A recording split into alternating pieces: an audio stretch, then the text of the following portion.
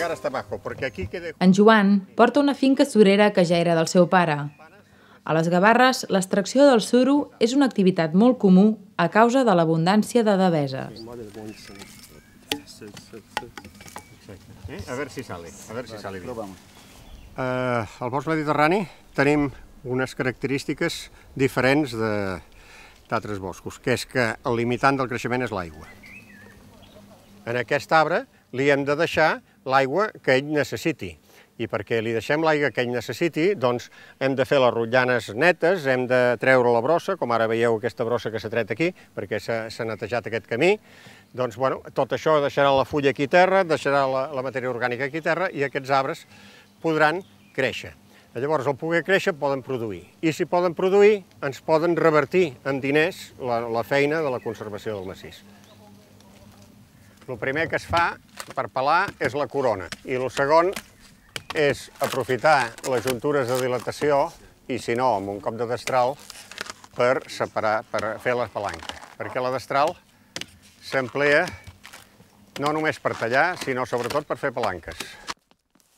La gestió per qualitat no tan sols és una gestió per qualitat del suro, sinó que realment mantens un bosc verd i en funcionament.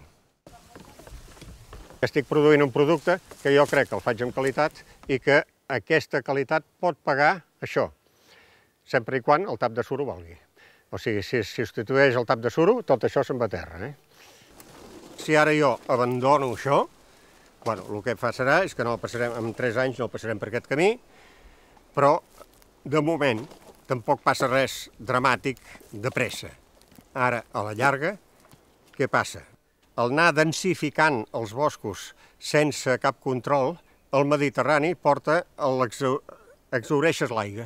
A l'exhaurir l'aigua, automàticament es comencen a morir les plantes. I a la que es comencen a morir, independentment de que un incendi pot venir en qualsevol moment, s'està morint el que és una font de producció i una font d'oxigen i de carboni i del que vulguis.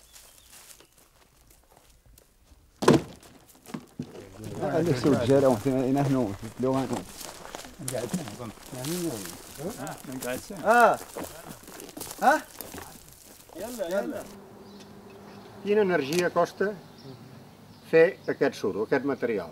0, perquè no el paguem perquè ve del sol, o sigui, és fotosíntesi.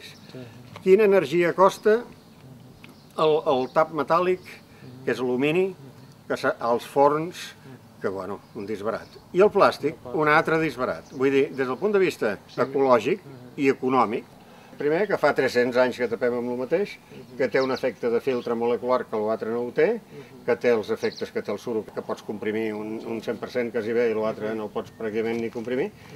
Vull dir, esclar, és que tot és a favor.